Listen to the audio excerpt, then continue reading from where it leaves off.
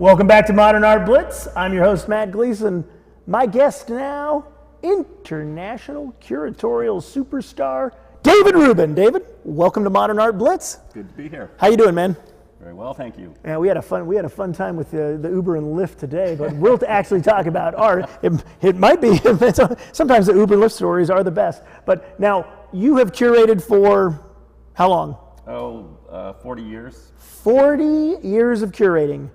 And in that time, a number of great shows. What are we looking at here?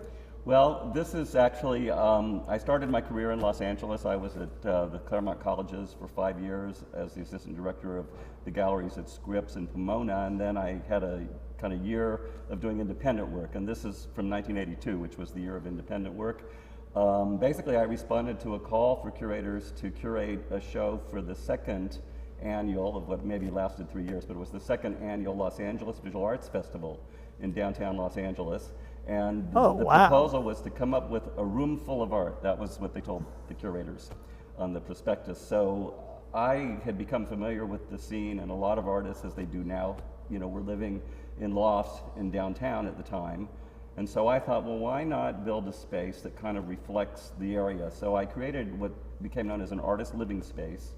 And I created a kind of conceptual environment where all of the art objects either literally were something you'd find in an artist studio or depicted something. For example, in the distance there you can see what looks like an archway of architectural laddie John Dill. On the left you can see there's a concrete door by Steve Kahn. The Martha Alf cylinder painting, the painting of the toilet paper roll, that was the bathroom area. I know I also had a picture of the David Hockney with Peter Schlesinger at the bathroom mirror, and I had a print of a Oldenburg toilet in there. Who did the bar there? The Scotch soup. That, of course, is Andy Warhol, and that was in the kitchen. So it was a great way to introduce people to the idea of what artists were actually, how artists actually lived, and using actual art for it. We even had the TV played video works. I had works by Chris Burden and Nancy Buchanan and several other well-known video artists on the video. Wow, and this again was 1982? 1982. Wow. Well, let's move on, because you've got a number of greatest hits installations. This is great, because it's like we're actually sitting in the gallery itself, and that's kind of a tragedy. We're at the San Francisco Art Institute now, the Emanuel Walter Gallery. Okay. And this was a show that actually developed out of what I had been interested in my early years in Los Angeles, and then I found artists in San Francisco doing this similar work. It was a show called Concerning the Spiritual, the 80s. The artwork on the left there is a Jim Morphesis. I'm sure you're familiar with Jim. Oh, I know Jim. Yes. I've known but Jim. Jim Morphesis was the first artist who ever asked me to write an essay for him for a catalog while I was still teaching and working with the gallery at Scripps. And in the course of it, I referred to his work as spiritual expressionism and started finding other artists who were dealing with spirituality in their work. I was interested in a kind of spiritual aesthetic. I was interested in work that had Jungian archetypes and work that old master appropriation, where artists were dealing with contemporary issues, but they were taking either biblical imagery, as in the case of Jim there. In the distance there, you can also see, oh, now my head's blocking it, but there's a little white painting, if I go back to it there, by the late Jean St. Pierre, and he was extremely influenced by Catholicism. He had actually been in a seminary before he decided to forego that and become an artist. Oh. But anyway, he made those encaustic white paintings the size of the human head, because for him it was a metaphor for the human soul. He was very influenced by Robert Ryman, but different content from Ryman. The white encaustic was basically the soul, and he wanted them to be like mirrors to the soul. And the painting on the right, that's by a wonderful artist from San Francisco, Eva Bavenzi, whose work I discovered when I moved up there when I was gallery director at the San Francisco Art Institute. Robert Ryman's not interested. He's doing the white squares, but he's not interested in the spiritual at all. There's no. Yeah, but that was what was interesting, is that these artists here in LA and in the Bay Area were appropriating visual syntax, but using it towards a new end. Now, the first big show when LACMA expanded with the Robert O. Anderson building was the Spiritual and Art Abstract Painting, 1890 to Yes, 1985. show. That was a year following my show, and he actually picked up one of the artists from my show for his show, and that was Craig Antrim, whose work is in Oh, this. Craig, he's a great guy. Oh yeah, Craig's great. Okay, well, let's move on, man. This is like a good. It's like you're curating. You know, the tragedy of curation is the show has to come down at some point. So it's nice. It's nice you have such great documentation. Right. Well, this is the show that kind of made me known as the Flag in the Toilet Curator, according to the art newspaper in London. The Flag in the Toilet? Curator, yes. This was a show that this is actually the incarnation of the show in Phoenix. I curated the show when I was the curator at MoCA Cleveland in 1994, and this is 1996 when it went to Phoenix. What it was a survey of how artists had used the American flag in contemporary art from Jasper Johns all the way to the early 90s. And of course, at the time, we were in the middle of the culture wars, and a lot of artists were responding to that. But the section that you're looking at here is just one section of the show where I was able to recreate part of the People's Flag Show, which was held in 1970 at the Judson Church in New York City to protest flag desecration laws, because an art dealer actually had been arrested and went to trial and was convicted for showing work in his gallery. It was sort of... He was convicted? Yes, yes. It was eventually overturned. In New York City? Yes, this was in the 70s. It was eventually overturned, but it ruined his career. I mean, but in any case, this show kind of went hot, cold, hot, cold in terms of, well, cold, hot, I'm sorry. It went cold, hot, cold, hot. It started with Jasper Johns and Larry Rivers, you know, and Oldenburg and pop art. Then it moved into the Vietnam era with Nancy Spiro and Faith Ringgold, dealing with civil rights. The People's Flag Show was created specifically, you know, to protest. You have that great Luis Jimenez barfly sculpture there that you're looking at in the foreground. Oh, yeah. And then after that, it kind of cooled off again in the 80s, but there was great work being done where artists were using the flag or depicting the flag in contemporary art. No one had ever done the survey, so I mean, I just thought this would be a fascinating subject. And then, of course, in the early 90s, I did have the Dred Scott piece in the show, but that wasn't the one that created the biggest controversy. That was the second most notorious piece. The most notorious piece was actually from the People's Flag Show. We got permission from Kate Millett, because I had seen archival photographs of the People's Flag Show. John Hendricks, who was part of the Guerrilla Art Action Group, a performance duo activists who participated in the People's Flag Show, and Kate Millett had done this amazing installation to protest the Vietnam War. It had a commode with a flag draped over its side. The flag in the toilet. The base of a commode in a freestanding prison cage. And so that, of course, garnered most of the attention. When the show went to Phoenix, the American Legion found out about it. They brought the news cameras. We had a 2-month media circus. In the end, though, it was a huge success for us. I mean, there were protests in front of the museum, the whole thing. Newt Gingrich was on NBC Nightly News saying they should close my show, which he never saw. But in any case, 50,000 people came into the museum to see that show. Newt, it could have been 50,001. Okay. Well, let's go on. There's a lot going on. Do you consider yourself a very literal curator, where you have a theme that you stick to? Are you investigating that way? I've done a lot of solo shows as well, but I thought today I'd focus, because I'm known for theme shows primarily, but that's not all I do. I'm a pluralist. I look at all kinds of art. The flag show actually happened after my show on the cross, which we don't have time to discuss today, but which was after concerning the spiritual. So one idea may lead to another idea, and so on. Now, this show, this is the Phoenix incarnation, was my longest running show. It was called It's Only Rock and Roll Currents in Contemporary Art. And I got the idea actually while I was working in Cleveland, and they were building the Rock and Roll Hall of Fame and Museum. And they borrowed our galleries at MoCA Cleveland to display their Janis Joplin memorabilia. They didn't have their building yet, so they popped up. They did a pop-up in our space. And the press were there, and we never got that kind of coverage for for what we did. Take advantage. I started thinking about it, and so all of a sudden I had this idea about doing this show and piggybacking it, on the opening of the Rock and Roll Museum. Of course, what happened was I moved on before that happened, but I took the show with me, and it ended. I contracted with a company that was touring shows, exhibitions. And so this was the longest running exhibition I ever curated. It was also probably the biggest one. It was a very massive show. we published a wonderful book that I'm very proud of. It went to 13 museums over a 3-year period. So Wow. it was kind of like a rock and roll tour on its own. And there were a lot of LA artists who were in the show. Did you borrow the Michael Jackson Bubbles by Jeff Koons from? Because Because there's only 3. Yeah, I think we borrowed that one from the Broads. Oh, really? Wow, that's nice. Because the Broads Were and very generous to San me Francisco. at many of my shows. Wow. Yeah, it's a good lender. A good lender. A good lender, because you had a good name and you were associated with a good institution, well, right? I mean, they believe in the mission of getting the art out there. I mean, I remember. To their credit. To their credit, yeah. No, I mean, they didn't have their own big museum yet, so so they wanted to get the work out there, and it's all part of, art enriches people, and in museums is a place where people come to get enriched by art. So they believe in that, and so do I. No, that's good. Now, where exactly is this photo from? This is from the Phoenix Art Museum. The Phoenix Art I Museum. was the curator at the Phoenix Art Museum at the time, but the show went to 13 museums over 3 years. Okay. Somebody has a job, just a regular job. They have 2 job offers, Phoenix or Cleveland, and they come to you. You've been in both. Where do I go? Well, I would say it depends on the specifics of the job, really. Well, let's say the same job, just the same job, everything's fine, but where's it better to live? You've lived in Phoenix and Cleveland, which is better to live in? Well, again, I would break it down to things like, do you want a certain kind of cultural life that's more traditional? Do you want a place that's more like Los Angeles? So if you want the more traditional cultural life where if you're a real symphony buff, for example, go to Cleveland. If you like theater, go to Cleveland. If you like an LA kind of metropolis that's more spread out, go to Phoenix. If you like 112 degrees. Right, exactly.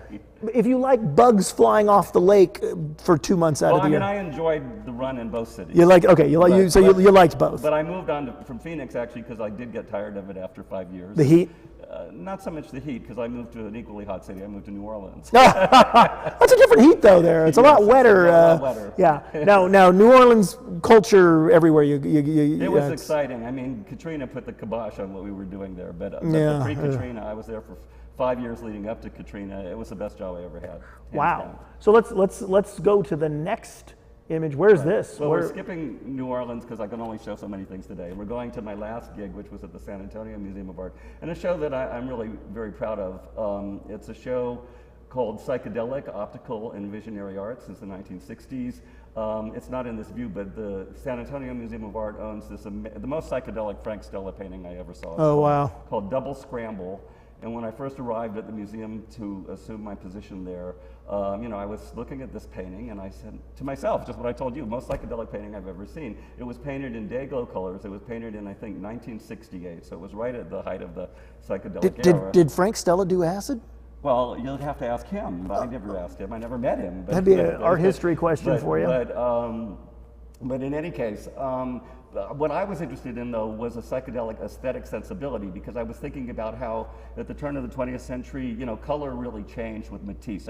Artists started using bolder colors.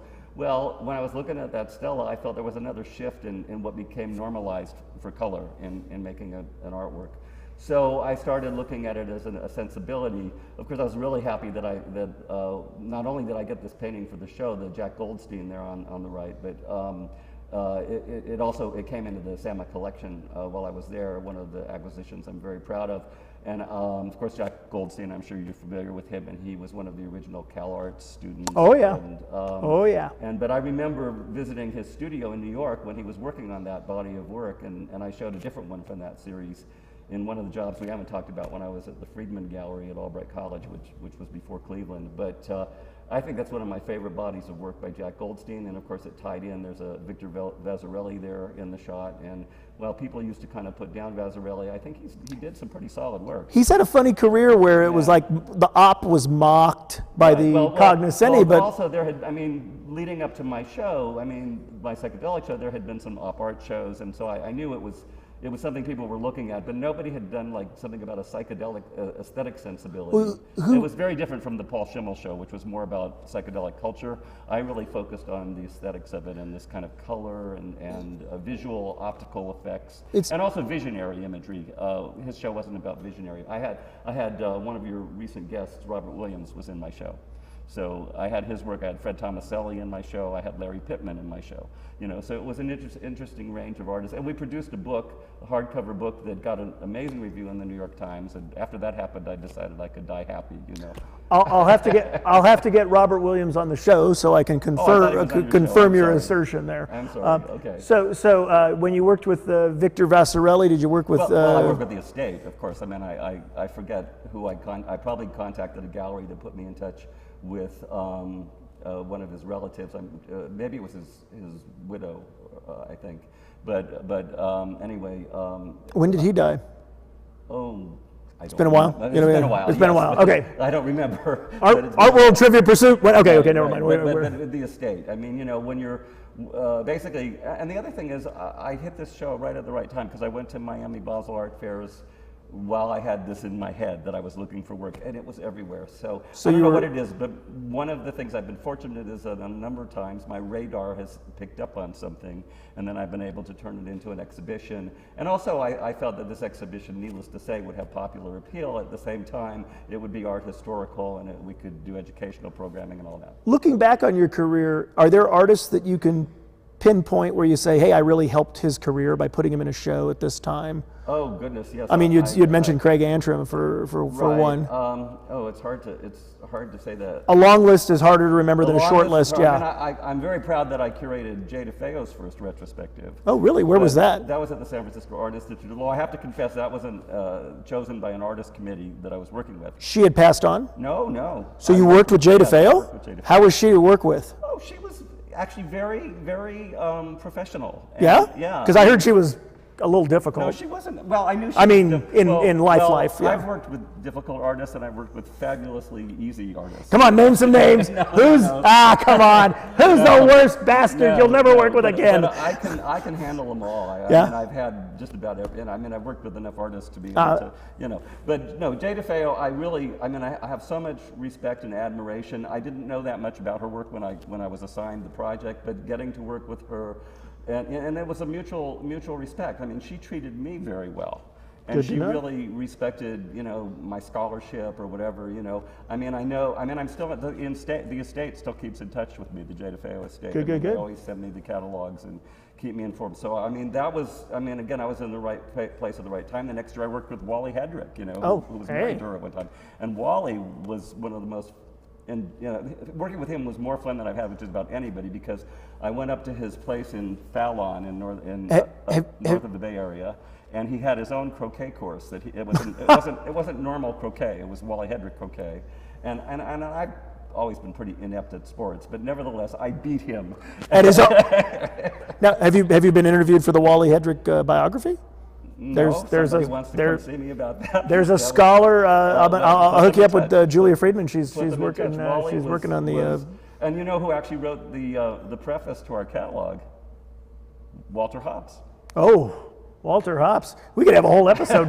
People talking about Walter. There's more Walter stories. Really? That was in Phoenix. Were you selling or buying speed? We had lunch in Phoenix. Were you selling him speed or buying speed from him? Okay, never mind. Dave, we could talk all day. We have one more slide. I want to ask you real quick. What are you up to right now? Right. Okay. Well, I've just come back to LA after several years, so I'm working as an independent curator. I'm actually working on 2 projects with Carol Sorrell, who's based on the East Coast. We're doing a show of Salvador Dali's book illustrations. Oh, wow. We're doing a show for a mid-career artist from Miami named David Lebatard, goes by LeBeau. 2 okay. projects. And then also...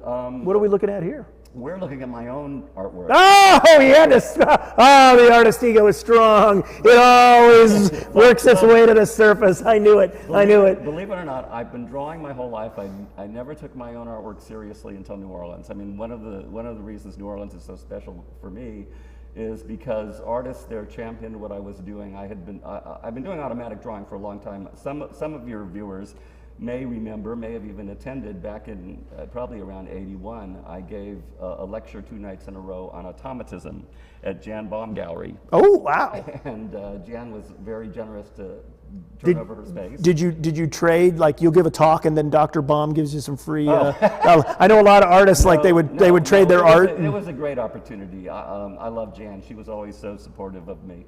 And, but in any case, I had been studying in my graduate work automatism. I interviewed Lee Krasner and Robert Motherwell and the surrealist Gordon Oslo Ford and Ethel Baziotis and all these artists, and they had a big influence on me. And so I started keeping a journal. Actually, an artist, Tom Stanton, suggested I start keeping a journal, and it started to evolve into writing. So in the 80s, I dabbled a little bit with oil pastel for a while, and then I kind of put it aside because I would be working on my curatorial work. Well, but I started in New Orleans. What happened was I showed my drawings to some artists, and one in particular, Blake Boyd, went out and bought me a sketchbook with better paper than I was working on because I wasn't working on good paper. I didn't take myself seriously as an artist. We're almost out of time, but I will say... Yeah, I have a show right now in San Antonio of these drawings that we're looking at. Oh, okay. Because I met you through one of the great automatic drawers of all time, Michael Salerno. Yeah, so I had to give a shout out to Michael. David Rubin, thank you so much for being on Modern Art Blitz. We'll be back right after this.